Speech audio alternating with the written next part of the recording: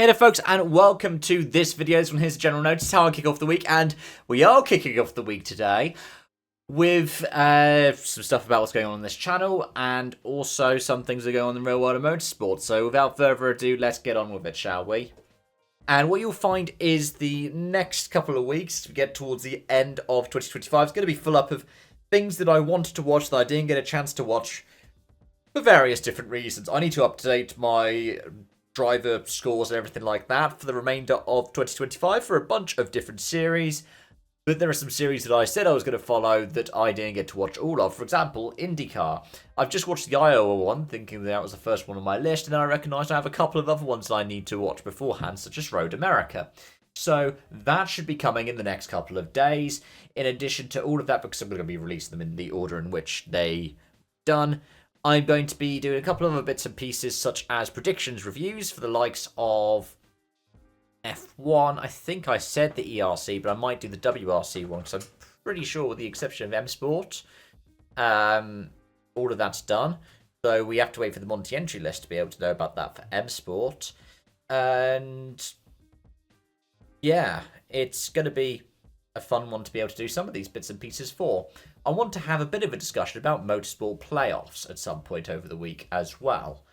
And yeah, on top of all of that, I want to do something over in CSRE. I haven't done anything for a while. I was planning on doing something about how November was meant to be a great month with so many different releases, but it just ended up being a bit underwhelming.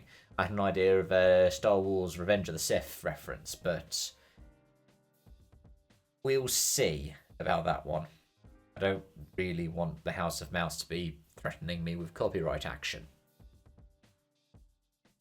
But yeah, another thing that I might want to do is have a discussion about the hatred that Lando Norris is getting, which I honestly don't get.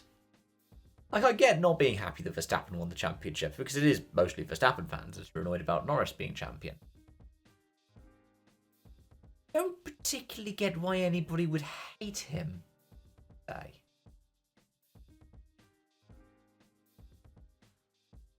Either way, let's start talking about the real world of motorsport. I'm going to start off with F1's postseason testing, because you have the young driver test, but you also have the 2026 active aero test, by which, I mean, the F1 teams are running Monza spec cars.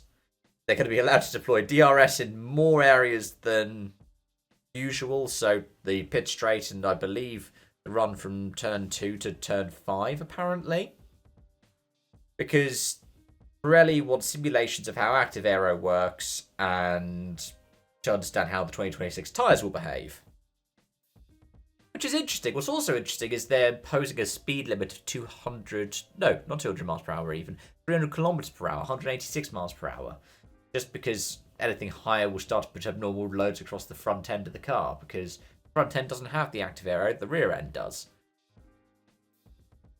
I'll be interested to see if we get anything out of that, but this is all just really fascinating to me. I'm a big F1 fan, I'm a big fan of motorsport technology, so keep an eye on what people like the race are covering, because it's a race we were reporting this.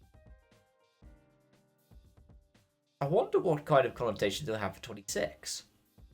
And I'm also wondering, once we get the 26 cars, what will it mean in terms of actual data? Will it translate across as expected? Let me know what you think about that one. And let me know what you think about this as well, because the World Endurance Championship has announced its entry list for 2026. 35 cars in total. We are down to only one privateer Hypercar, and that is the number 83, the AF Corsa. As of right now, I think Yifei is the only confirmed driver for the 2025 Le Mans winning Ferrari. But yeah, we do have Genesis Magma Racing, who have their full roster of 6 drivers. We also have some of the changes around confirmed as well, such as, well, the changes that we have at Alpine, for instance, or the fact that Aston Martin Heart of Racing have got 3 drivers confirmed. Whether or not that's going to be proper full season, I haven't seen yet. And then Peugeot with Théo Pourchaire for the full season, for instance. And Van Dorn confirmed as back with the 94. Back as soon as he left. Yeah, no 963s. Proton weren't able to put together a second car, and the ACO and the FIA did what they like to do in these situations. In some ways, it's not the end of the world.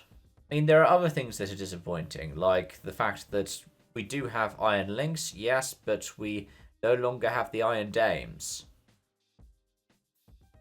Mantai will be picking up the Benz stuff from some of the WRT, and there's no WRT 46 confirmed either. There's no number 46 at all, even. Mantai have DK Engineering sponsoring their other car. Proton will still be around with the Mustang, and Iron Lynx will still be around with their Mercedes. But, yeah, it is a shame. Especially because apparently it could have implications whether or not we see any 963s at Le Mans next year as well, given that they're not competing full in WEC. I believe, or I've been given to believe, that's part of why we haven't seen any Acuras the last couple of years as well for IMSA. You don't have any Acuras in the full season. Even though the Acura is basically the Alpine.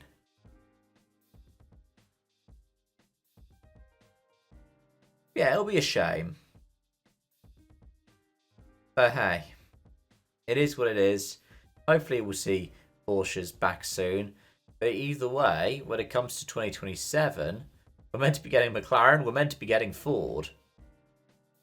All of a sudden, we'll be looking at a grid that's too full. Anything.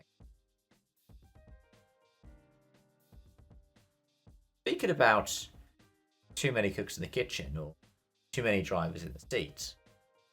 I don't think this is a case of too many drivers in the seat, but Hyundai have announced their lineup for 2026 with returning drivers, plural, taken over from 2019 World Rally Champion Ott Tanak.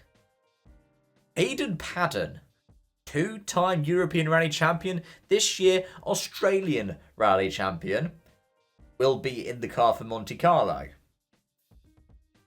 Esa-Pekka Lappi, with new co-driver for 2025, Eni Malkkonen, who was previously alongside Sami Pyri, will be in Sweden. And then for Rally Islas Canarias, somebody who I've been speculating for a long time, and I was surprised that Hyundai didn't try to bring in this year the Spanish round. Danny Sordo. They will be sharing the third car, and I'm really excited for this. It's great to see Hayden Padden behind the wheel of a top-flight rally machine again. It really is. Two-time European Rally Champion, and he managed to do that in such great form as well. I am so happy to see him back behind the wheel. I really am. EP as well, with a new co-driver alongside after Jana Firm's retirement. Eni Malkkonen getting the chance to be in a world rally car again, or Rally 1 car even. It's great because there's some kind of gender equality going on. There's going to be a woman who's going to be in one of the seats of a Rally 1 car in 2026. That is great. And Danny Sordo, the veteran. I did not want Sordo's last season to be one without a Spanish round. It felt almost sacrilege that the season that Islas Canarias comes on, the season that we get Spain back for the first time since 2022, and there's no Danny Sordo. He popped up in Portugal, but that was for the Portuguese Championship. It wasn't for WRC2. So, where are they going to pop up? The thing is, Padden is good at gravel highway events, but you're not going to take EP out of Finland, are you? So maybe Padden gets... what else do we have for the fast ones? Maybe for Padden you put him in Estonia, yeah, because we do have Estonia. Maybe you put him on the LATAM legs, because after all, his World Rally Championship win came in, well, Argentina, didn't it? So Paraguay and Chile, those might be good shouts. The thing is, Sordo is quite a capable peddler as well. If you had to ask me where I would put Sordo in, for example, we've got 14 rounds, so let's say each driver gets 4 and then maybe you double up for 1. Lappi, Sweden, yes. Finland, yes. In addition to that, I'm honestly not too sure. Put him in for the Safari if you wanted.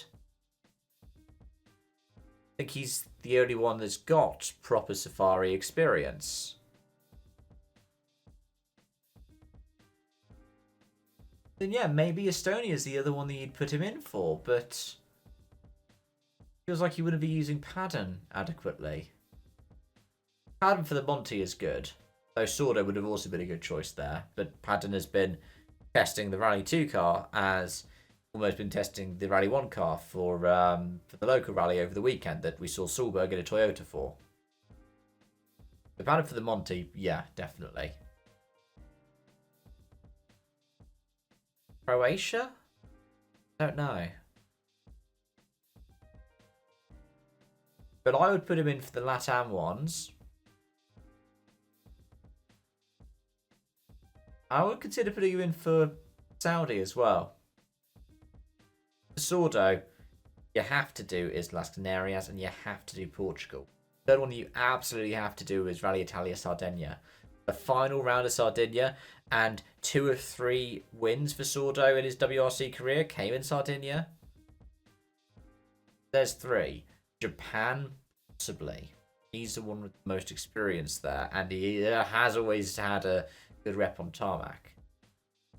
Thing is, Paddon's win in the ERC in 2024, Ceredigion. That could easily be out as well. Maybe you put Sordo in for the Acropolis. He's done well there in the past. But I honestly do not have a clue. All it leaves us to do now is speculate. What are M-Sport going to do?